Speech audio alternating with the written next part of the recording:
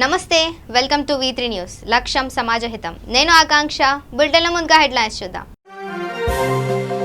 తాళాలు ఉన్న ఇండ్లను ఎంచుకొని దొంగతనాలకు పాల్పడిన దుండగులు 4.5 తులాల బంగారం సుమారు 6,000 నగదు చోరీ రోడ్డు సమస్యలపై రోడ్డెక్కిన మొండివర్రె గ్రామ ప్రజలు రోడ్డు కోసం ఫిర్యాదులు చేసిన అధికారులు పట్టించుకోవడం లేదంటూ ఆగ్రహం కోడిమ్యాల మండల కేంద్రంలో ఎంఆర్పీఎస్ మండల ఇన్ఛార్జ్ సురుగు శ్రీను ఆధ్వర్యంలో నిరసన దళితురాలిపై ఎంపీటీసీని అవమానించిన సర్పంచి వెంటనే అరెస్టు చేయాలని డిమాండ్. ఇక డీటెయిల్స్ చూస్తే ఒకే రోజు వరుసగా 3 ఇండ్లలో దొంగలు పడ్డారు. బంగారు నగదును దోచుకెళ్లారు. ఈ సంఘటనలు మీర్పేట్ పోలీస్ స్టేషన్ పరిధిలో చోటు చేసుకున్నాయి. దసరా పండుగ సందర్భంగా చాలా మంది సొంత గ్రామాలకు వెళ్లారు. తాళాల్లో ఉన్న ఇండ్లను దొంగలు ఎంచుకొని దొంగతనానికి పాల్పడ్డారు. Meerpet Prashanth hills road number 15లో నివాసం ఉంటున్న గోపిరెడ్డి, విజేంద్రారెడ్డి, సురేందర్ రెడ్డి, పద్మలు పండుగకు ఊరెళ్లారు. తిరిగి ఇంటికి వచ్చేసరికి తాళాలు పగలగొట్టి ఉన్నాయి. బాధితులు పోలీసులకు ఫిర్యాదు చేయగా పోలీసులు కేసు నమోదు చేసుకుని దర్యాప్తు చేస్తున్నారు.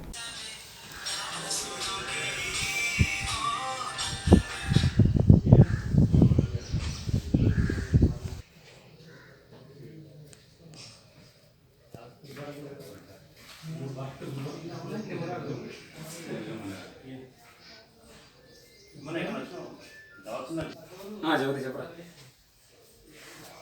లేదు సార్ వాళ్ళు వచ్చారు అది అన్నీ చెక్ చేస్తారు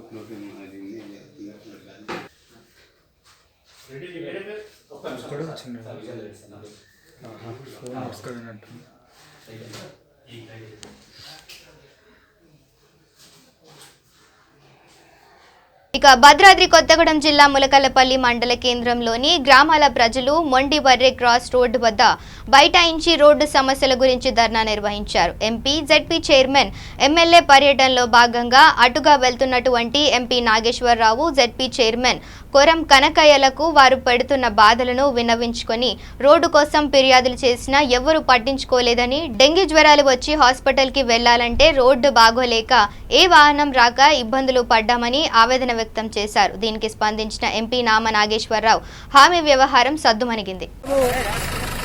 కొండివర్ర, రంగాపురం, ఎర్రప్పగుంపు, గడ్డంవారి గుంపు, మూకమాడి ఈ 5 గ్రామాలకు సంబంధించిన ప్రజలం ఈరోజు ఎంపీ నామా నాగేశ్వరరావు గారు అట్లానే మన ఎమ్మెల్యే లక్ష నాగేశ్వరరావు గారు ఈ చౌటుగూడెంలో ఈ రోడ్డు ప్రారంభానికి ఇచ్చేస్తున్నారు.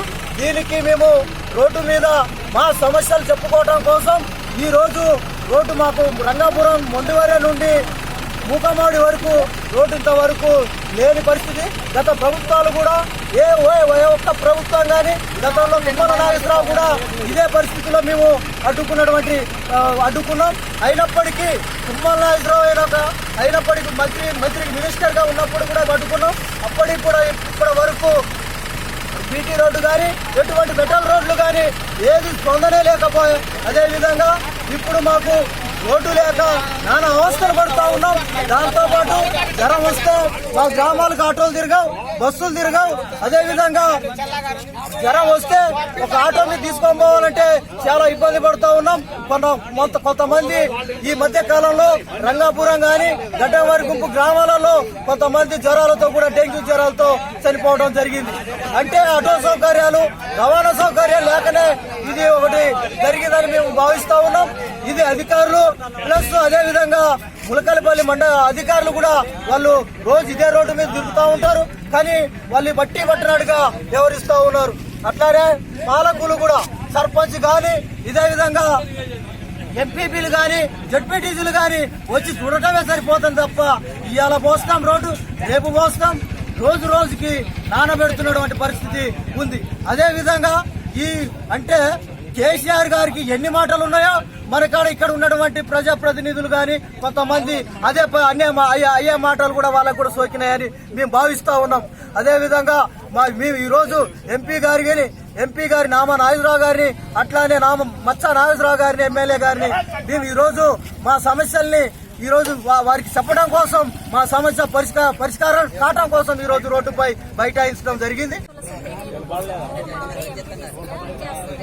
ప్రస్తుతానికి మా మూకమామిడి గ్రామ నుండి ముందువరి గ్రామం వరకు అసలు రోడ్డు పరిస్థితిలో మాకు రోడ్లు అలా మా ప్రజలు చాలా ఇబ్బంది పడుతున్నారు. మాకు ముఖ్యంగా ఎందుకంటే ఇక్కడ చాలా గ్రామాలు మా ఈ నుండి ముందు వరకు చాలా గ్రామాలు ఉన్నాయి. ఈ గ్రామాలు ప్రజలు ఏదైనా వెళ్ళాలన్నా కానీ చాలా ఇబ్బంది పడుతుంది. ప్రస్తుతానికి ఎవరికైనా జ్వరం వచ్చినా సరే కానీ వాళ్ళు హాస్పిటల్కి వెళ్ళాలన్నా గర్భిణీ స్త్రీలు హాస్పిటల్కి వెళ్ళాలన్నా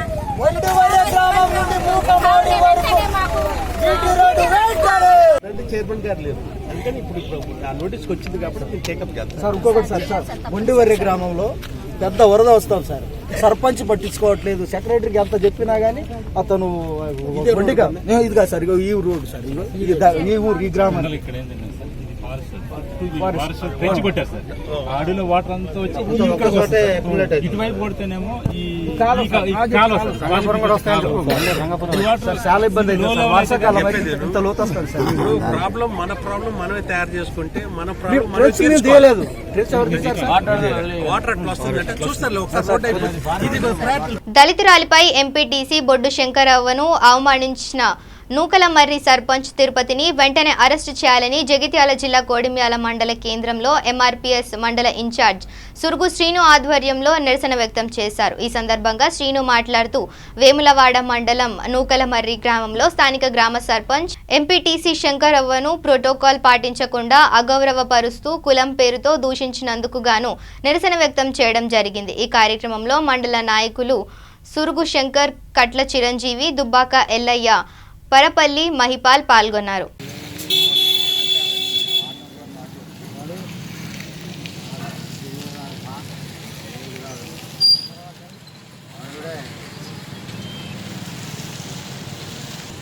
మొన్న నూకలమర్రి గ్రామంలో మా దళిత ఎంపీటీసీ గారిని సర్పంచ్ గారు అవమానించడం జరిగింది. అది మేము చాలా ఖండిస్తున్నాం. ఎంఆర్పీఎస్ తరఫున ఇలాంటి దాడులు పునరావృతం కావద్దు. ఇంకెన్ని రోజులు మా దళితులపైన దాడులు జరుగుతాయి. రాజకీయంగా మనం ముందు దాడులు చేస్తున్నారు. ఇది ఎంఆర్పీఎస్ తరఫున మేము పూర్తిగా ఖండిస్తున్నాము. ఇలాంటి దాడులు పునరావృతం కాకూడదు. అధికారులను మేము వినియోగించుకుంటున్నాం. జై భీమ్, నశించాలి. జై భీమ్. దళితులపై దాడులు నశించాలి. దళితులపై దాడులు నశించాలి. దళితులపై దాడులు నశించాలి. దళితుల ఐక్యత, దళితుల ఐక్యత. జగిత్యాల జిల్లా కేంద్రంలో 7వ రోజు కొనసాగుతున్న సమ్మెలో భాగంగా ఆర్టీసీ ఉద్యోగులు JAC depot secretary M Anji Reddy ఆధ్వర్యంలో 30 మంది కార్మికులు ఎమ్మెల్యే సంజయ్ కుమార్ క్యాంపు కార్యాలయానికి ర్యాలీగా వెళ్లి ఆర్టీసీ సిబ్బంది ఎమ్మెల్యే డాక్టర్ సంజయ్కి వినతి పత్రం అందజేశారు.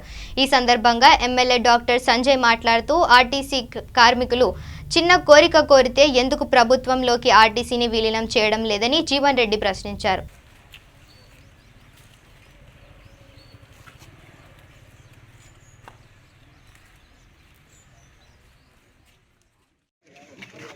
డిపోకి సంబంధించి వివిధ ఇవాళ ఆర్టీసీ గురించి కేసీఆర్ గారికి తెలిసినంత ఇంకెవరికి తెలియదు అన్నట్ల నిర్వివాదం అన్నట్టు దాంట్లో డౌటే లేదు. ఎందుకంటే వారు మంత్రిగా పనిచేయడం ముఖ్యంగా, అదేవిధంగా ఉద్యమ సమయాలలో కూడా మీరందరూ కూడా వారితో కలిసి పనిచేయడం, వారు ఎన్నడూ కూడా దాన్ని వేరే రకంగా ఆలోచించలే. దాంట్లో బాగానే మన తెలంగాణ వచ్చిన తర్వాత, కొత్త ప్రభుత్వం ఏర్పడిన తర్వాత అప్పుడు మీ సమస్యల పైన దృష్టి పెట్టినప్పుడు చాలామంది చాలా రకాలుగా, ఇప్పుడైతే ఎట్లయితే వివిధ రకాల రాజకీయ పార్టీ నాయకులు వచ్చి మొసలు కన్నీళ్ళు కాసిపోయినరో వచ్చిండ్రు, మొసలు కన్నీళ్ళు కాసిరు పోయినరు. అల్టిమేట్గా మళ్ళీ కేసీఆర్ గారు బ్రహ్మాండంగా దేశంలో ఎక్కడ లేని విధంగా 44% ఫిట్మెంట్, 4500 మంది టెంపరీ కార్మికులను రెగ్యులరైజ్ చేయడం, దాదాపు ఒక 450 బస్సులు కొనడం, ఇవన్నీ జరిగినాయి. ఓకే, ఇంకా మీకు చాలా సమస్యలు ఉన్నాయి, అవన్నీ మీరు తెలియవలసింది. ఇంకా మీరు చెప్పిన దానికంటూ కూడా ఎక్కువ ఉన్నాయి మీ దృష్టిలో. ఇవన్నీ మనలాంటి బీద దేశంలో పేరుకే అభివృద్ధి చెందుతున్న దేశాలలో ఎక్కువ ఉంది, కానీ అది అభివృద్ధి చెందలేదు. అసలు బీద దేశంగానే ఉన్నది. 74 సంవత్సరాలు స్వతంత్రం వచ్చిన తర్వాత కూడా ఇవాళకి బీద దేశంగానే ఉన్నది. ఇవాళ వేరే దేశాలు చూస్తే ఇవాళ ఆర్టీసీని ప్రభుత్వం నుంచి కార్పొరేషన్ చేసింది ఒక్క కేసీఆర్ గారు కాదు. గతంలో ఇవాళ ఎవరైతే మొసలు కన్నీళ్ళు కారుతున్నారో ఆ వివిధ పార్టీల నాయకులందరూ రాజకీయాలు ఉన్న నాడే ఆయన, వాళ్ళు రాకముందే అయింది. ఇవాళ వివిధ పార్టీల అధికారం ఉన్న కాడ మహారాష్ట్రాల కర్ణాటకల భారతీయ జనతా పార్టీ వాళ్ళు ఉన్న కాడ కానీ లేకపోతే ఇంకా రాష్ట్రాల్లో కాంగ్రెస్ ఉన్న అక్కడ కూడా ఇవాళ ఆర్టీసీ ప్రభుత్వ పరంగా నడుపుతలేదు. ఇంకా మీరు అనవచ్చు ఆంధ్రాలో మొన్న జగన్ గారు తీసుకున్నారండి, అక్కడ ఉన్న కార్మికుల సంఖ్య తక్కువ, అక్కడ గతంలో కూడా రైల్వే లైన్లు ఎక్కువ, అక్కడ ప్రత్యేక పరిస్థితి వారు మేనిఫెస్టోలో పెట్టుకున్నారు. కానీ మన సార్ ఏనాడు కూడా మేనిఫెస్టోలో పెట్టలే, ఆనాడు చెప్పింది. కానీ ఒకటే ఏంటంటే మీ అందరికీ దయచేసి కోరేది, ఒక శాసనసభ్యునిగా నా పరిమితిలో తప్పకుండా మీరు ఏదైతే ఈ వినతి పత్రం ఇచ్చిందో దాన్ని నేను ఇమ్మీడియట్గా ఇప్పుడే ముఖ్యమంత్రి గారి ఆఫీస్కి పంపిస్తా. సారు మాటల్లో కఠినం, మనసు వెన్న. సార్ మాటల్లో కఠినం, మేము కూడా భయపడతా ఉంటాం సార్ మాటలు ఉంటే గజ్జమంట. కానీ మీరు అది మొదటి నుంచి కూడా చూస్తూ ఉన్నారు, ఎవరికి కూడా నష్టం చేసే వ్యక్తి.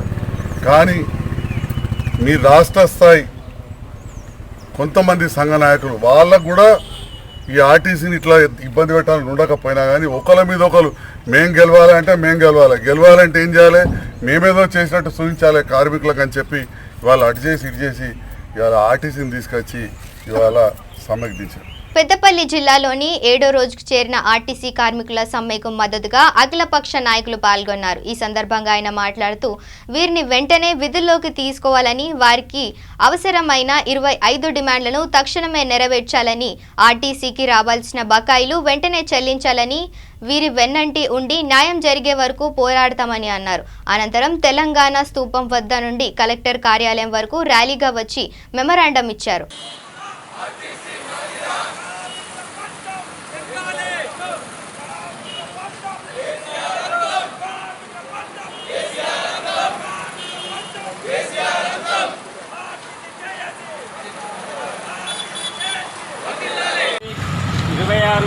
డిమాండ్స్ ఉన్నాయో ఆ 26 డిమాండ్స్ మీద చట్టబద్ధంగా 45 రోజులకు ముందే సమ్మె నోటీసు ఇచ్చి సమ్మెలకు దిగడం జరిగింది.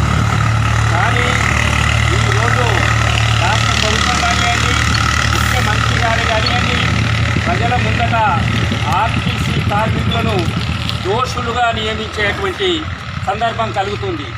దీనికి గల కారణం 45 రోజులుగా సమ్మె నోటీస్ ఇచ్చినా చర్చలకు పిలవకుండా సమస్యలను సానుకూలంగా చర్చించి స్పందించేటువంటి తత్వం లేకుండా కేవలం కాలయాపనతోటి తప్పనిసరి పరిస్థితులలో సమ్మెకు దిగినటువంటి కార్మికులను ఈరోజు దోషులుగా చూపించడం సరి అయినటువంటి విధానం కాదని భారత కమ్యూనిస్టు పార్టీ తెలియజేస్తుంది. ముఖ్యంగా ఆర్టీసీ అంటేనే ప్రజలకు సేవ చేసేటువంటి సంస్థ తప్ప లాభ నష్టాలతో ముడిపెట్టేటువంటి సంస్థ మాత్రం ఇది కాదని నేను తెలియజేస్తున్నాను. అబ్దుల్లాపూర్ క్రాస్ రోడ్డు వద్ద క్యాబ్ డ్రైవర్ గా పనిచేస్తున్న అమాయక ప్రజలను దోచుకుంటున్న 2 అనుమానితులను హైత్ నగర్ పోలీసులు అదుపులోకి తీసుకున్నారు. వారి వద్ద నుంచి 6 సెల్ ఫోన్లు, నగదు, కారును స్వాధీనం చేసుకున్నారు. ఈ సందర్భంగా వారు ప్రెస్ను ఏర్పాటు చేసి వాటి వివరాలను మీడియాకు వెల్లడించారు.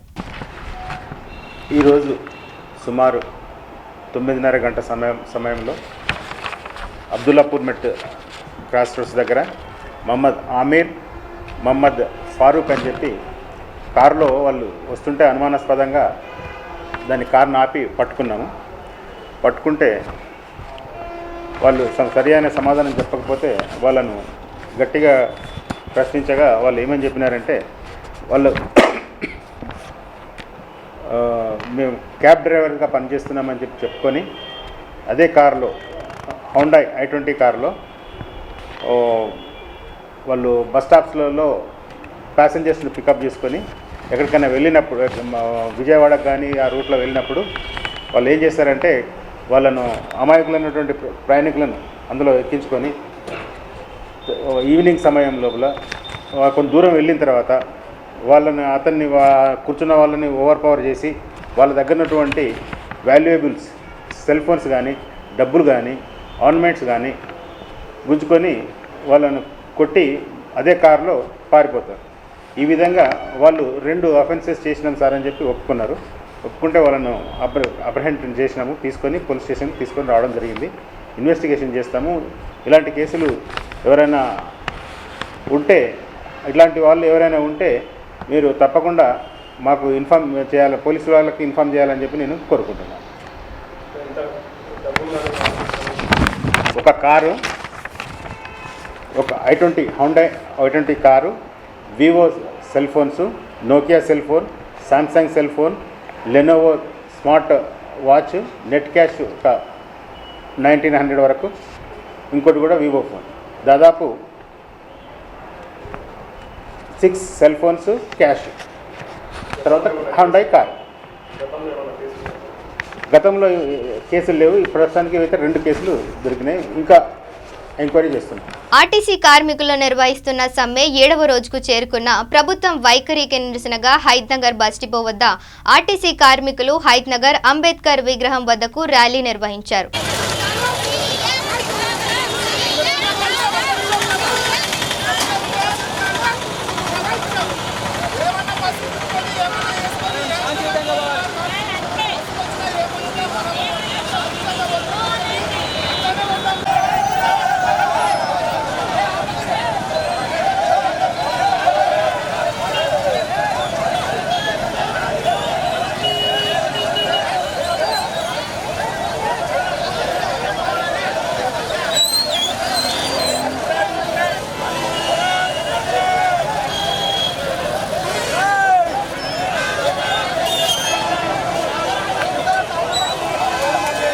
కొత్తగూడెం జిల్లా దమ్మపేట మండలం లచ్చపురం గ్రామంలో సబ్ హాస్పిటల్ ప్రారంభోత్సవానికి ఎంపీ నామ Nageswararao, MLA మొచ్చ Nageswararao, MPTC Naidu Srinu, ZPTC మరియు ఎంఆర్ఓ, వీఆర్ఓ, ఎస్ఐ హాజరై హాస్పిటల్ రిబ్బన్ కట్ చేసి ఘనంగా ప్రారంభించారు. గ్రామస్తులు తెలిపిన సమస్యలను పరిష్కరించాలని అధికారులకు చెప్పారు.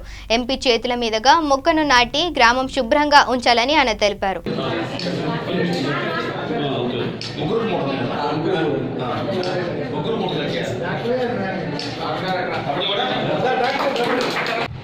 ఈ సమావేశానికి ముఖ్య అతిథిగా మన గౌరవనీయులు మన ఖమ్మం జిల్లా ఎంపీ గారు నామా నాగేశ్వరరావు గారికి, అలాగే కొత్తగూడెం జిల్లా జెడ్పీ చైర్మన్ గారికి, కోరం కనకయ్య గారికి, అలాగే మన మండల జెడ్పీటీసీ పై వెంకటేశ్వరరావు గారికి, ఎంపీటీసీ గారికి, సర్పంచ్ గారికి, ఎంపీపీ గారికి, గ్రామ పెద్దలందరికీ, ఎలక్ట్రానిక్ మీడియా, ప్రింట్ మీడియా పెద్దలు, ఖమ్మం నుంచి ఎంత దూరం నుంచి వచ్చిన మన పెద్దలందరికీ పేరు పేరు నమస్కరిస్తూ, హెల్త్ సెంటర్ మనం ప్రారంభించుకోవటం, ఎందుకంటే మన దమ్మపేట మండలంలో ట్రైబల్స్ ఎక్కువ కాబట్టి ప్రతి 2 పంచాయతీలకి ఒక హెల్త్ సెంటర్ ప్రభుత్వం నిర్ణయించడం, దాన్ని మనం ఇప్పుడు దాన్ని వినియోగించుకోవాలి. ఎందుకంటే ఇక్కడ మన భూమి ఇప్పుడే డాక్టర్ గారు చెప్పారు, భూమి దాత ఇక్కడ లోకల్ ఆయన ఇచ్చారని, అట్లాగే సర్పంచ్ కృషి, లోకల్ కృషి కూడా ఉండాలి. మనందరం శుభ్రతగా ఉండాలంటే లోకల్ పెద్దలందరూ కృషిగా ఉండాలి, ఉంటేనే మనం నిజామాబాద్ జిల్లా ముప్కాల్ మండల కేంద్రంలో 39వ తెలంగాణ రాష్ట్ర ఖోఖో ఛాంపియన్షిప్ 2019 క్రీడలను ప్రారంభించారు. ఈ క్రీడలను రాష్ట్ర అవార్డు గ్రహీత సుబ్రహ్మణ్య శర్మ జ్ఞాపకార్థం ముప్కాల్ మండలంలో నిర్వహించారు. ముఖ్య అతిథిగా ఆర్మూర్ ఏసీపీ రాములు హాజరై క్రీడా పథక ఆవిష్కరణ చేసి క్రీడాకారులను ఉద్దేశించి మాట్లాడారు. ఈ కార్యక్రమంలో ఖోఖో జిల్లా అధ్యక్షులు నాయకుడు సంతోష్, సర్పంచ్ శ్రీనివాస్, ఎంపీపీ సామ పద్మ పాల్గొన్నారు.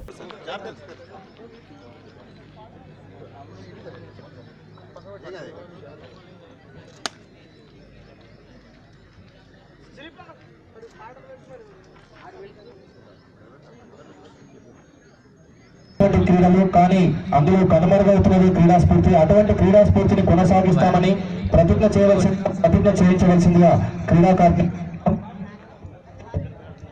నిజామాబాద్ డిస్ట్రిక్ట్ ఫ్లాగ్ బేరర్ ముందరు కావాలి. ఫ్లాగ్ బేరర్స్ ముందరు రండి.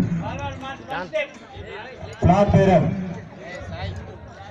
All time attention. Publicly raise your right hand.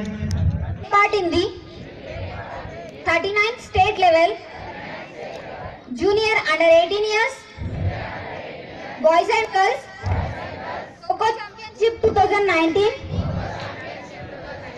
with loyal conduct regulations which govern them, and we are desirous of participating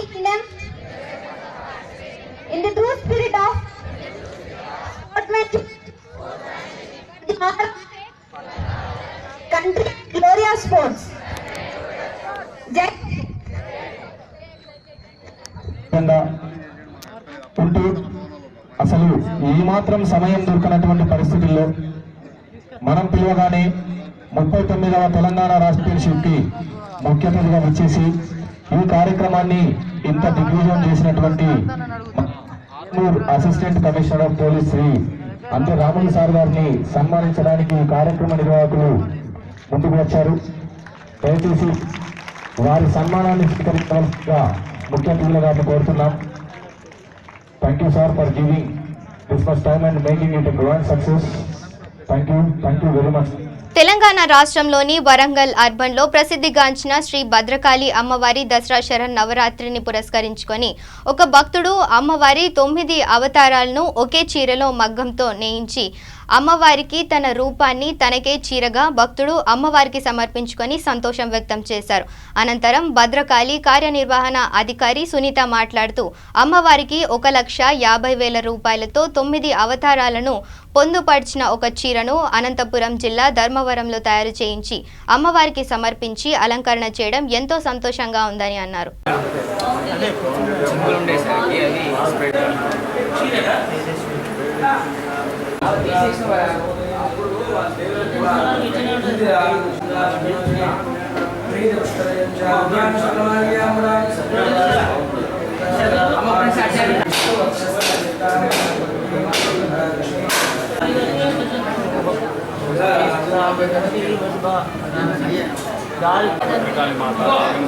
ఒక నిమిషం గారు అడ్డ పట్టుకోండి చందు జరిగే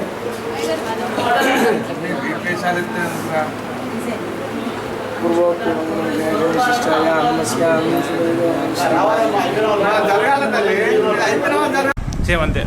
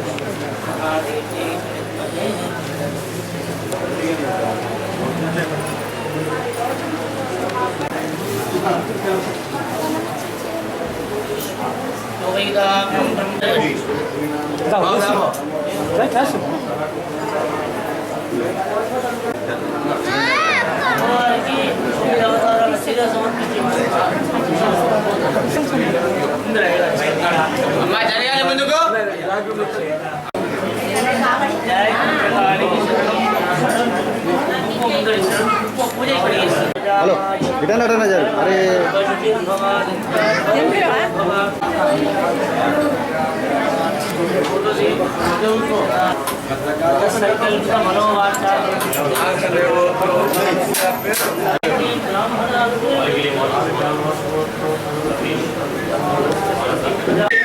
భద్రకాళి శరణమ్మ. ఈరోజు శుక్రవారం అమ్మవారికి అత్యంత ప్రీతికరమైన రోజు. ఈరోజు అమ్మవారికి మార్గం రాజ్ కుమార్ అనే వరంగల్ వాస్తవ్యులు అమ్మవారి భక్తులు ఈరోజు అమ్మవారికి 1,50,000 రూపాయలైనటువంటి చీరని అమ్మవారికి సమర్పించడం జరిగింది. రాజ్ కుమార్ గారు మొక్కుకున్నందువలన తన మొక్కు అనుకున్న విధంగా జరిగినందువలన మొక్కు తీర్చుకోవడం జరిగింది. ఈరోజు ఆ 1,50,000 రూపాయలైనటువంటి చీర మీద అమ్మవారి 9 అవతారాలను కూడాను వచ్చే విధంగా శారీని ప్రత్యేకంగా చేయించి ఈరోజు అమ్మవారికి సమర్పించడం జరిగింది. దాన్ని ఈరోజు అమ్మవారికి అలంకరించడం జరిగిందండి.